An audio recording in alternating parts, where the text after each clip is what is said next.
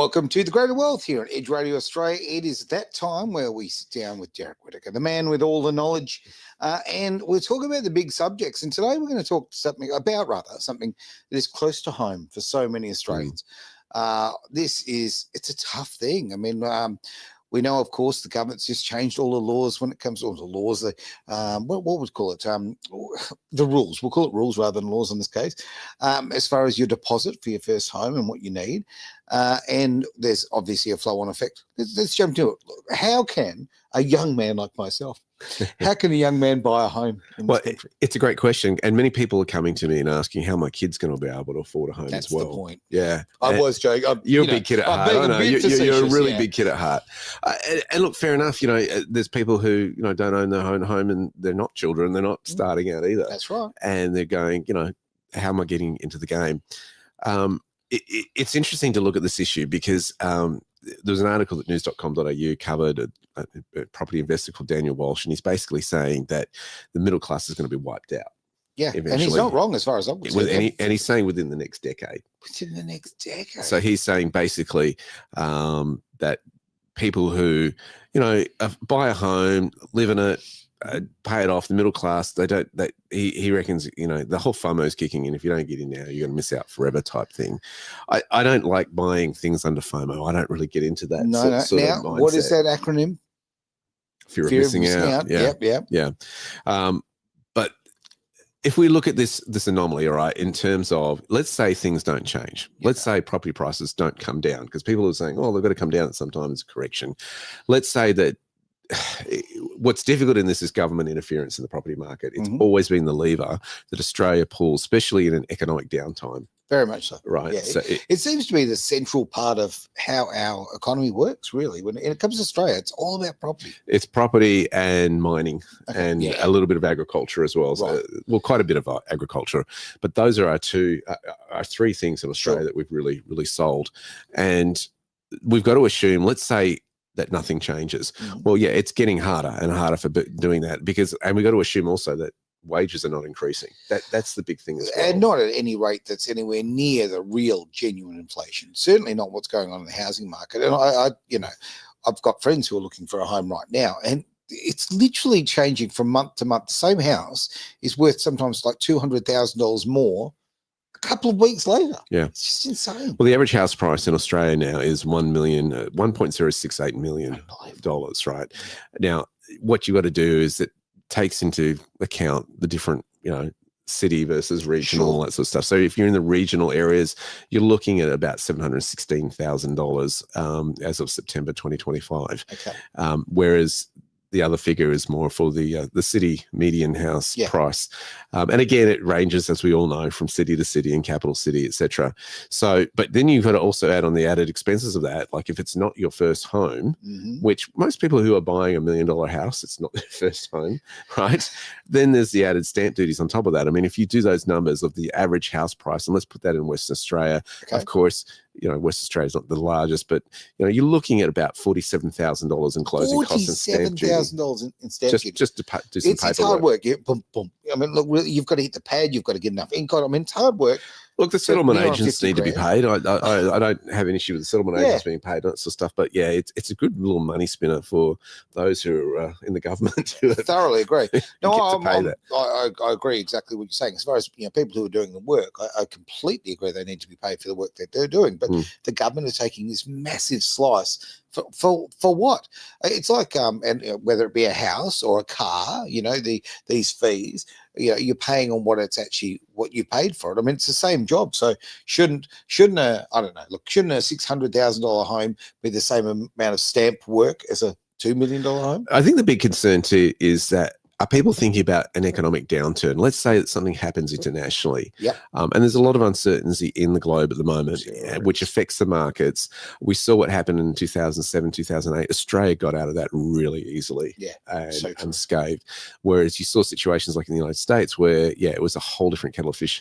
And it is a different market, the property market in the US. I'll hasten to say that. Thoroughly agree. But okay, that's, and I'm sorry to put you on the spot here, but okay, what sort of numbers of mortgages were actually foreclosed in the US through that period? Massive. 3 areas that were hit hardest was Arizona, Atlanta, and Kansas City. And what happened was that for the price of, you could buy houses lower than the replacement costs if you were to rebuild them. Right. Okay. And they massively plummeted. But the interesting thing about the mortgages over there is that they're structured quite differently than they are in Australia, where people can hand back the keys and it doesn't too much affect their credit rating and score. That's a very big difference. So they were more off the hook in relation to that. So there was a lot more foreclosures, and the banks are trying to get those properties off their books. So it's a different market. 100%. I mean, let's face it, if your house is foreclosed here, it's an absolute disaster for you financially for a long time. Yeah. Yeah. So I think what we've got to do is rethink about how we build wealth in Australia. And to, I mean, obviously the Albanese government has come out and said, hey, we'll deliver a 5% deposits for home buyers sooner. And you only have to save, what is it, about 65,000 or whatever it might be. Hey, just check their numbers. The couch, my hand, the cushions. I just think there might be 65 grand in here. Let me have a look. Their numbers are a little bit skewed in terms of what they're quoting as the average house price in Australia is 844,000. I think that's way below the par of what it actually is. It's not realistic. That's maybe when they drew the proposal originally, but we've had a little bit of a property boom even since then. That's right. In the last 12 months. And they're talking about 1-bedroom flats and all that sort of thing as well, right? Well, that's the thing. I mean, even buying an apartment or a flat, you're looking at over 700,000 in average prices. Yeah. It's pretty crazy. And for a lot of families, they can't live in a flat. They can't live. They've got to have a house and land type of setup. Well, when they all want us to have electric cars, I mean, how are we going to charge our electric cars? All of that. Are we just going to run leads off the balcony down the street and through the trees? I mean, it's just not real. Yeah. So if we look at these kind of factors, what affects the property market in Australia? Okay, immigration has been the big one, and it's the dirty word at the moment as far as you can't question it. But that has been where people are coming in and paying well over the asking prices in some situations. 20 people are going, wanting to see the house and putting offers, 15 offers on the one property. That's right. It's pretty extraordinary these times. The second thing that we've got to assume is, let's say wages don't increase in Australia. I mean, it's got to work out budget-wise for businesses. Your market to the value you present to the marketplace determines how you're rewarded. Of course. And I think that's what we've got to really get in our mindset is, how are you being rewarded? If you are an employee, it's going to be a lot more difficult to get a pay rise. If you're in one of those roles where you're in sales and you paid by commission and that sort of stuff, okay, you've got a little more leeway just in base wage. But if you're in a role, particularly like administration, stuff like that, we're seeing those roles don't typically get rewarded or pay rises that are significant to keep in line with inflation. Agreed. I'll throw a curly one at you on that one too. Okay. A lot of the roles there that are roles that aren't seeing a lot of growth are getting a lot of AI involved as well now. They are, and they've been over the last few years outsourced to other countries as well. That's right. So, I mean, that just changes. You've got a lot of people that become effectively unemployed, not by their own wrongdoing, simply exactly that. They've outsourced to other country to make it more economical because of wages in this country. But wages in this country, I mean, this is a great debate. You've got to have wages that are a living wage. You've got to have something that you can actually afford to own a home, own a car, you're not working and living in poverty. But geez, a lot of us are working and living just right on that line. Right? Yeah. It's interesting too, when you start seeing videos come up on your algorithm and stuff like this, where people are living out of their vans. Yeah. And this is in Australia, and this is in capital cities, and they're putting out videos like how to remain undetected while living in your van. And they've got all their tips on how to do this, because rangers will come on and ask them to move on or find them or something like that. Seeing that a lot. I see that and I go, that's a problem. That's great that you've got, and these are people with jobs. Yeah. They go, they show up for work, and they're living in a van in this other life when they're not reporting to work. Look, Derek, only a couple of months ago, roughly, I was speaking to a family who were living in tents. They both had work. Their kids went to school, and that's how they had to live their life. And they did that for about 2 years. They at this stage secured a property. Are we living in a third world country? And when we think about, what our legacy is, what we're going to give to our kids, we're talking about these taxes, we're talking about these death taxes, we're looking at the Labor government and the fact that they're reaching into our pockets for everything. If you want to help your kids get into their own home, right, even while you're still alive, kids are having to rely on inheritances or being, share houses, all that sort of carry on. It's a different world. And there is conjecture about having inheritance taxes, Mm. and the fact that that's in the public space and being debated, then, it doesn't give parents a lot of assurance that their kids will inherit what's rightfully theirs. Yeah. How much will be stolen from them from bureaucrats. Agreed. And I kind of look at it and go, right, you keep pushing socialist theory. Well, how's that working out for you? And it's when is the Australian population going to rise up? We know socialism doesn't work, and yet we're seeing very socialistic agendas coming through the thing. I think what we've got to do is look at things differently too, in how we tackle property. A mindset change, yeah? Yeah, definitely. And I like what Travis used to say, his the way he did it was they bought an investment property first and then buy the personal residence later. And I think different way of looking at it, a really smart way as it's turned out. Well, it means you've got an income coming in. I mean, let's face it. When I was working in the high-end law, accounting, financial planning firms about, 20 years ago or so, $150,000 was a pretty good wage back then. If you were earning that. And that was in the mining areas, 150 plus. And you were seeing people who, if they bought a property in a mining town during boom times, there was always a risk in buying property in mining towns because if the mining sector downturned, that property price would plummet. It was very much on demand. Gotcha. But we're hearing reports that, from day one, it's positively geared on almost no money down, right? Yeah. You're earning $1,500 a week just in rent. Well, guess what? That's kind of become the average in the metropolitan areas where people are paying that now. And so renting is really prohibiting a lot of people from saving for that deposit. Well, Derek, I'm in a situation, I'm renting for obvious reasons. Life hasn't turned out the way that I put together, with, changes and so forth.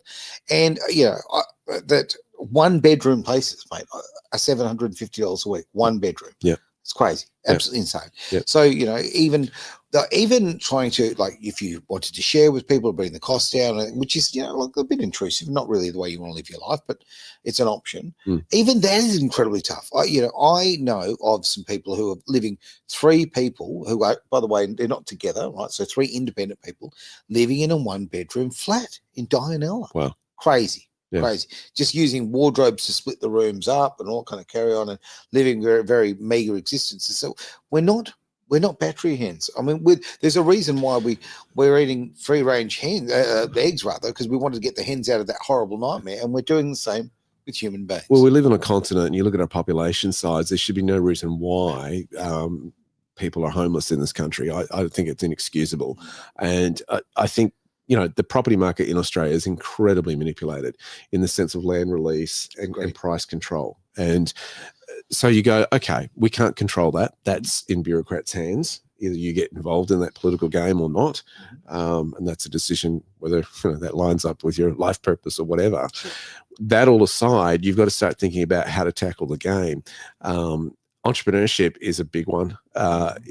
It's getting to a point and a mindset where how can I be rewarded well for what I love doing and passionately doing. So true. So it's either the path of the entrepreneur or it's also making very smart investments and making money while you sleep at night. And so, or doing both, a combination of both. You've really got to look at it differently. Look, so many people are using the term side hustle, right? Yeah. I mean, it's really, you are becoming an entrepreneur. It's as simple as that. And you need to be in today's society because you do need multiple sources. And the thing about making passive income is a big one. I mean, this is something that your courses are brilliant at. And, that's my personal opinion. I think that, you clarified that road for so many people. That's a great thing. A lot of people look at it and think, oh, making a passive income or having secondary, it's all too hard. Well, it's not when you slow it down and get the right facts and the right education. Well, it's a mind shift, and you have to, what is scarier? And I think a lot of people have said to themselves that having a job is a place of security. I've seen in the global financial crisis, people walk into different departments and say, thank you for your service so far. You're all dismissed now. You no longer have a job. And this is, 60 people there who've been loyal to the company for how many years? This is what they do in terms of a downturn, and big corporates will go in, they'll look at the fat in terms of the businesses. What do we need to cut? Because often there's this overspending somewhere in the budget. Yeah. They cut that first. Then they look at if they're going to do that, they get rid of contractors first, and they look at, okay, which employees can we get rid of now? Ones that aren't essential for us to make a profit. Or who are underperforming in whatever areas, and go from there. Sure. Very much like what the US government's doing right now in their disagreements with the budget. And they're looking at, well, we'll shut it down. Let's look at what jobs we can look Yeah, at. it's trim the fat, right? It's so true. I mean, even it's been happening for a long time. It's been getting sort of more and more prevalent. But look, I had a friend who, a few years ago was a manager, state manager for a fantastic company, Australian company. It was all, everything's all going well, yada yada yada. Now he'd been with that company for a really long time, like I'd say over 30 years, right? Literally built himself up from sweeping the floors all the way to state manager, the company car, the great setup, right? Okay. Yep. His whole identity was wrapped up in that. Yep. And a lot of people are wrapped up in their corporate titles. Yeah. Yes, spot on. Now, great company, all kind of thing. One day they just went, guess what? We've decided to rationalize. So we're going to get rid of all our state managers and just have one manager in the East Coast. Now, look, it hasn't been actually very good for the business. Long term, I think that they clearly made a terrible mistake. But this man who was very good at what he's done, does for a living, and didn't do anything wrong. All of a sudden, well, hang on, look, here's a check, catch you later. Yep. It's I mean, it's a tough thing, and look at that immense loyalty. Look what they've given to that position. There's a lot of people in that situation. Absolutely, but you've got to realize it's not secure, and I think people think that it is.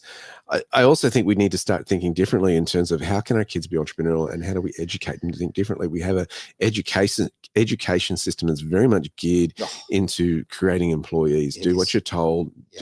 And so one of the things I've done with my kids is I've never, if they want money, I go, great, go sell something. And they either have to look at creating something to sell or selling something they already have, a toy that's been given to them or whatever.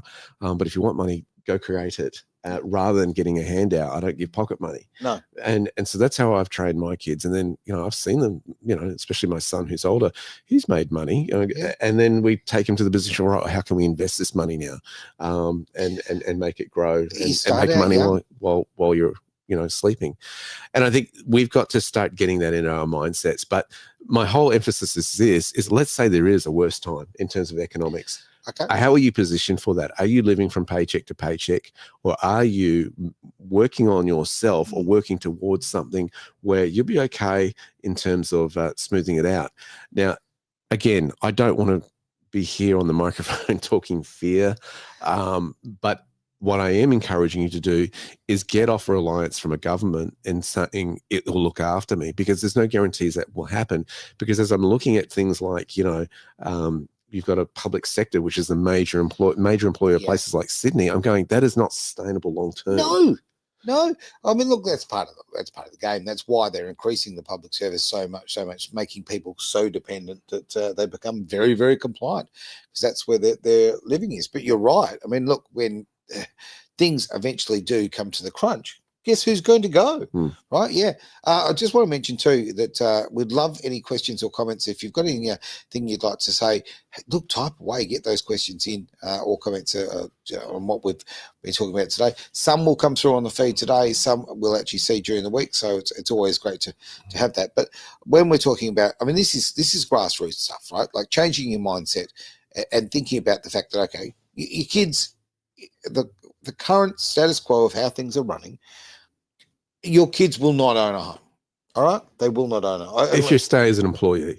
Yeah, that's exactly right. Unless you change your tack. As I say, you said before about with Travis buying an investment property before you bought another. That's personal residence, Yeah, smart play. Getting out of the CBD, getting out to regional areas is a very, very smart thing, especially with these days where you can work remotely so much more. Definitely. It opens up a whole new opportunities. Again, it depends on what kind of industry you're in and what your skills are. But diversifying your skills, I know it's hard when you're doing a full-time job. The employers are trying to get everything ounce of work they can out of you and every productivity. And coming home, it's easy just to sit down, maybe, flick on the TV in front of and have a cold beer type of thing. We've got to start looking at how many hours, how much time are you wasting? How much is it costing you to watch your favorite television program or be on social media and this sort of stuff? Because you could use that time to be educating yourself on how to build a business or how to do investments or what's actually going on. Now, what about the risks involved? Look, everybody has a different risk appetite, and it's recognizing where your appetite is. I call it the sleep at night factor. Okay. You don't want to be up at night worrying about what your investments are doing or may not be doing. It's a case of how do you assess what is your relationship with money and what can you stomach with that. And that's a bit of trial and error sometimes. People were figuring that out. Oh, okay. I'm going to jump into one of your courses, the one that I took something from here, doing it myself. But you called money happy tickets. I'd never ever heard of it referred that way. And I tell you right now, again, it's a mindset change. Right? When you think that, because people worry so much about money, and don't get me wrong, you've got to have the bills covered. You've got to have build a lifestyle that suits you and what your goals are. But yeah, when you change the way you look at it, and maybe. Can you expand what you mean by happy tickets? Well, it's actually a term that one of my business coaches gave me one time. And so you pinched it. Go on. Well, I do give him quite, I'm acknowledging him here. Wes Hode was the guy who came up with that. And I thought, to me, money is a game. If you can think of it as a game of, when you're used to, as a disc jockey in radio, you go to the studio, can I do a better shift than I did before? Because in radio, you're only as good as your last shift type of thing, true. Right? Or, for those who love gaming and computers and stuff like this, can you beat your score from the last time? I kind of look at finance that way, because if I do that, then for me, it's fun. It's fun to deal with. It's a challenge. And when problems come up, as they inevitably do, I go, all right, well, how do we solve this puzzle? Yeah. And it's about problem solving. So it's a great point. And then, you know what? The computer game thing is a great analogy. Yeah. How many people go home of a day, and this is a big part of society. It's not something I do these days, but, I've done it in the past, and sit there and, I became far too good at Colin McRae Rally. I'll tell you right. After I got injured I had to give up the sport, and I got too good. Yeah. Now, that time, I could have done something far more productive with it, but it was feeding, isn't it interesting? That was feeding the competitive part of me that I couldn't race because of injury. So I'm feeding my competitive urges. Now, what if I just changed that and went, okay, my competitive urge could be using that time to make money, to create something that will create a passive income. Yep. Better use of my time. Or building your own computer game that you can sell to others. My skills? No. We're teaming up with someone who has those skills, but you have the entrepreneurial skills to bring to it. See, look at you, just solving problems. But it's true. It is true. All of that wasted time, and I was saying, I was in that particular case, I'm pushing my energies into something because I have a competitive nature. I have a nature of always wanting to beat myself, actually, right? And because of that, that's where I was putting it. Now, wow, if I just put it onto that happy ticket idea of going, okay, right, this is the game. How do I make the most of it? How do I achieve something?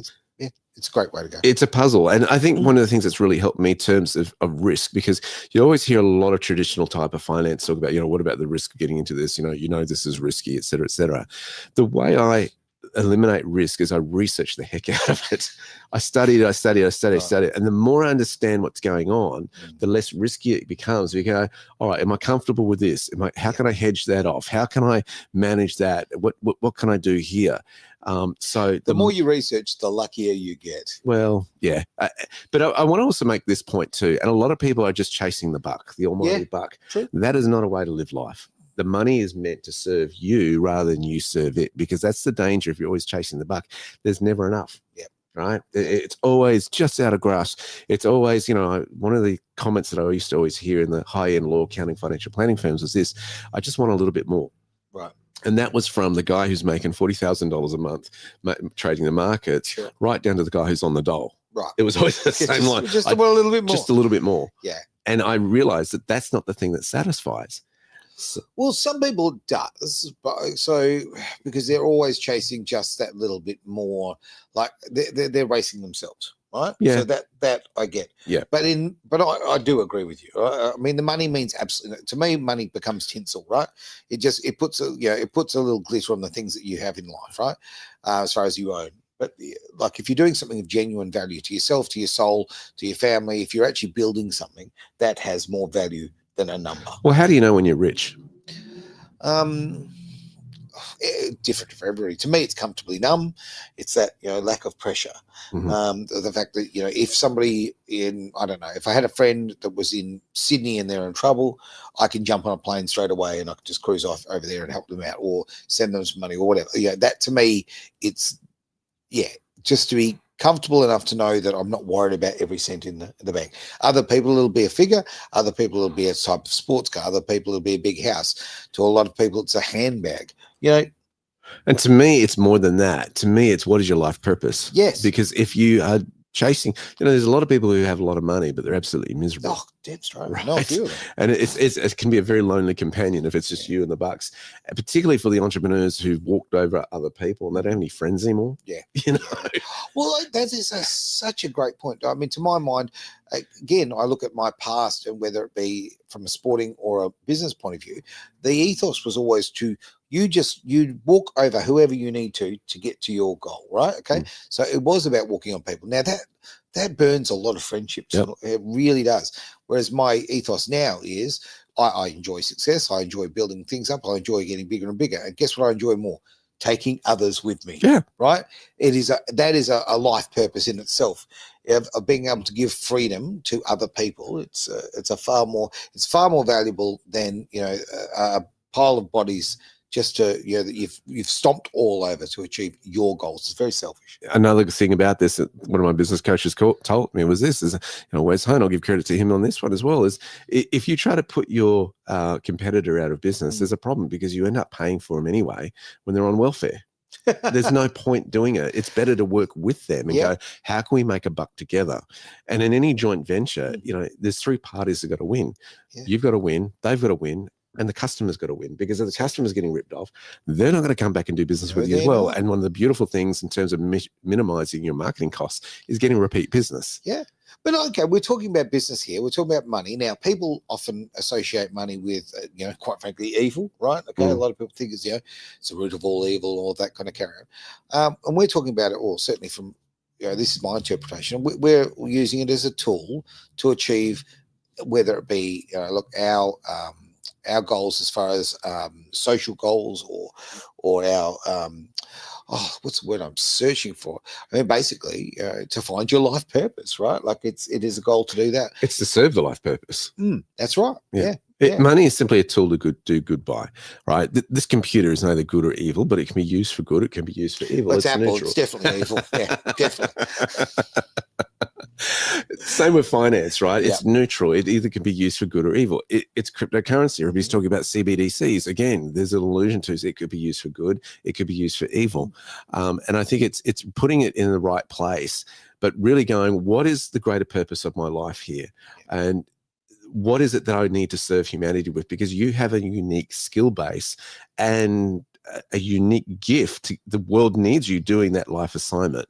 It's so critically important, because if you don't, we are all poorer for it. So true. And what I want to see people do is come into that life purpose, but allow the finance that you need. It's always bigger than what your wallet is. Your life purpose is always bigger. So that's where you need to obtain it, what we call by faith. And so you've got to walk in this, in this dynamic of, it's not certain here. Of course it's not certain. It's never going to be certain. It's like the couple that say, we're going to have a baby when we can afford it, when we've made enough money. Well, guess what? That day never comes. No. It doesn't. No. Otherwise, you're never going to have a kid. No, that's right. I mean, certainly if I'd waited. No. That is it's a great point. I think that, and again, and as Australians, obviously we've got an international audience, so a lot of countries won't see this sort of way. But certainly Americans, they celebrate success of each other, and I think that's a really good thing. There's a lot of other countries to do that. In Australia, we do the tall poppy, and we tear people down for their success. It's got to stop. It's just got to stop. Now, I see a comment coming in there from Peter. G'day, Peter. Good to see you there, mate. Now, he has put government is, and I think there's a couple of little emojis there. Mm-hmm. Evil. Well, guess what, Peter? Thoroughly agree, mate. 100%. Well, again, government can be good. It can be evil. It can be used for good. It can be evil. And I think we've got to bring it back. If it's not in the place that it is serving humanity, because remember, there's this tension with government. It's there to protect us to some extent. That's not true anymore, though. Well, hang on. If there's a foreign invader from a different country or realm, we expect a defence force to go out and fight on our behalf, correct? Yeah. But I have faith in our men and women in the defence force. I have no faith in the people who are commanding them. Right. But, okay, difference. But we've got to get good people in those positions again.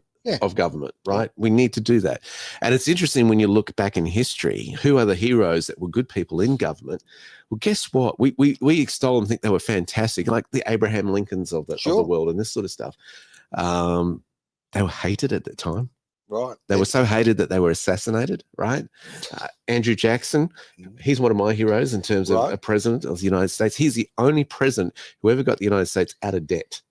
Right? Really? Yeah, he was one tough cookie, that now, guy. I never want to say this name ever again because it makes me sick, but Clinton, yeah, didn't he get America out of debt? Didn't it? No, because he balanced the budget once. He didn't get him out of debt. Okay. He's more famous for other things. Okay. No, he did a lot of other things. No, sorry. I apologize. He balanced the budget. That doesn't mean getting him out of debt. My apologies. Yeah, big clarification on that one. But okay, if we look at Australian politicians, right? And I'd be interested, Peter, if you could put up your comment there, mate, I'd appreciate that. Okay, if we really dig deep, can we think of a genuine hero, a genuine politician who has had the Australian people's best interest at heart? I can't. It's a tricky one, and I think that part of the weakness too is Menzies, maybe. Yeah, I think part of the weakness too is we don't have a lot of teaching on Australian history in our school curriculum to be able to identify that. Skipped over. I mean, I know that the Santa Maria was one of the ships that sailed to America, but I couldn't name the ones that sailed to Australia. That's wrong. That shouldn't happen. Yeah. So I think we've got to relook at that, but we also have to understand too, in terms of finance, what is it you want to see? If you are going to launch a business, you're going to invest 10 years of your life minimum in that business. Okay. If you're starting from scratch, that is if you're not buying a business, if you're pioneering. Sure. All right. If you're buying a business, it's a little bit different. And people go, well, how can I get the money to buy a business, etc.? That's a whole different thing. But it's you've got to look back and go, that 10 years will go very quickly. And you're going to look back in your life and go, is that really what I want to give my life to? Has that been my contribution to society? Yeah. And did I do my life purpose in that? And I think we've got to think deeper on these issues and start instilling that in our kids when they come up and they say, well, there's a whole, what are you going to do with your life type thing? It's like, what is your life purpose? What is it that you are uniquely designed to change in our society for the better? And how we go about that. Well, it's true. I mean, okay, I don't want to dedicate, 10 years of my life to, making sandwiches, right? Like, some people, that's their thing. But it's, find a business that actually suits your personality and your life purpose and what you want to achieve, and not just financially. I know a lot of people will look at a business and just go dollars and cents, and I get that because they want to fund a particular lifestyle. Yep. But if you're so right, if you're going to put in, sort of here at Edge, I work 7 days a week, right? Yep. And doesn't mean 7 full days, but they're pretty sizable, right? And you don't ever get away. Now, if I hated it, geez, that would be a struggle, right? If I didn't believe in it, geez, that'd be a struggle. So pick something that means a lot. Now, that might not be, certainly, I don't know, broadcasting probably these days doesn't make as much money as owning a laundromat, but it's, I have passion for it. And if I'm going to live it every day, that's what I should do. And I think everybody, if you have that opportunity, that's something. Well, broadcasting is changing. And I think that's what we've got to realize. How is the world changing right now in so many different fronts? Let's take the broadcasting example since you brought it up. Okay. Since 2020, there's been so much distrust from a lot of sectors of society in terms of what the mainstream media has been telling you. Secondly, the technology has certainly changed. 20 years ago, you couldn't have done what you're doing now, right? The other issue is you've got a global audience, right? So your expansion has grown. However, there's a lot more competition in the market. So it's really, and yet there's a gap coming where the mainstream media is losing money and viewers because of the mistrust. You look at the ratings of, big corporates in America now, they are losing big time. In fact, if you look at the share price of Netflix recently, simply because Elon got out there and said, cancel your Netflix subscriptions because of the wokeism that's being promoted here, and that share price has lost billions and billions of dollars. It has. So you're getting this more village global sharing of content that wasn't in existence 20 years ago. That global village idea. I can remember, I don't know, quarter of a century ago, I actually was working for DMG, which is DMG's Nova. Okay. And when they bought their license here in Western Australia, I was all part of, that whole change. And okay, I'm told, I never could actually check this out myself, but I was told they paid $26 million for the license to be able to be part of the Perth system. Now, why I mention that is what you've just said. Look at the environment now where people can get in, if you wanted to, you could go and, I know, quite frankly, you could do it with your phone at home if you really wanted to. There, people can broadcast, and you've got a lot more voices.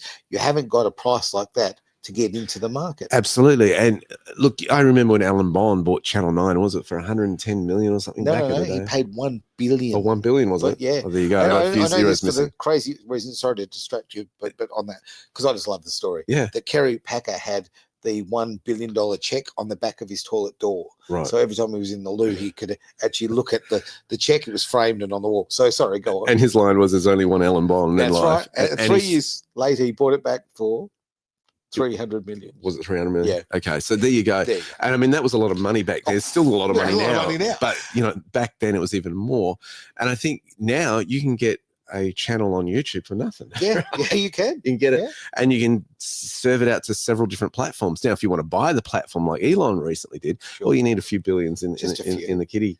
But this is the thing: is it never before has it been cheaper to start up a business than it was, 50 years ago? That is a brilliant point. It really is. So again, let's not look at the doom and gloom of things being, a bit tough. Because quite frankly, it is just a world of opportunity. It really is. You could open, if you were using that as an example, as a broadcasting business, you could do that very, very easily. But, there are just so many businesses you can get with a very low entrance cost. I jokingly was talking about, a laundromat before, but I've actually heard of people are buying those for very, very small amounts of money. Yeah. Very small amount of money down. Look, people who are working as baristas, getting themselves a ute and setting it up and doing that. Car washes, all of these sorts of things, exactly, which you've got a, relatively speaking, much lower cost of entry. Look at how Uber disrupted the whole industry, right? Great example. All they did was use other people's assets that were being underutilized and actually just losing value in their carports and garages and out in the parking lot. And they said, let's use those depreciating assets and service a need. Yep. Let's disrupt the whole taxi industry and charge the consumer lower fees. But the taxi driver can now earn an income that they weren't before. Yep. And suddenly you've got all these people who are now Uber drivers. That's right. Running around in their vehicles and making money off them. I mean, did they have to go and spend billions and billions of dollars buying cars and then have the headache of tracking who does what? No, they just put it all online. It was incredible Great disruptor. example. Of what is able to be done for very little money. Look, again, it comes down to your relationship with money. And I would say, I really recommend, honestly, as I say, I've done a couple of your courses now. People I know that have done the courses with you have just been so successful and done so well. For me, it was a mindset change, so I really appreciated that. And so, look, get on board. Simple as that. If you want to make some real changes in your life and change your relationship with money and actually look at a passive income, look at other ways that you build your personal wealth, and actually building your personal wealth will build your freedom. So get on to, of course, the blueskyfactory.com. Is it .au? .com.au. There you go. And if you can't do it for you, do it for your kids, or find whatever it is that can motivate you to do that. Because again, coming back to our final point, our original point, I should say, is that a lot of parents are coming to me going, how are my kids going to afford a home? Yep. Okay. So we want our kids to have homes. We want our kids not to be living out of their cars. We want them to have a future. We want them to be able to have the now, what has become a luxury of actually building their own family. Some parents are thinking, I've got to get my kid out of the house. Well, even on that, the independence of the granny flat. Yeah. Right? Yeah. I mean, there's many things to look at. All right, mate, we're going to wrap up the show and just have you got some thoughts for us? I think you've got to look at every problem that comes up and go, where is the opportunity in it? Rather than going, oh no, their world is ending. I want to bury my head in here and not pay attention to it. You go, all right, where is the opportunity? Because if I'm going through this, guess what? It's very high likelihood that other people are going through this too. There may be opportunities, just not for me, but also have an effect on their lives too. So it's really being creative in terms of looking at things and how you perceive things and interpret things. That's got to come into question and go, all right, where is opportunity? And what is it that I'm really meant to be doing with my life? Those two things. Where is your opportunity? And yes, your life purpose. Thanks for being part of the greater wealth here on Edge Radio Australia.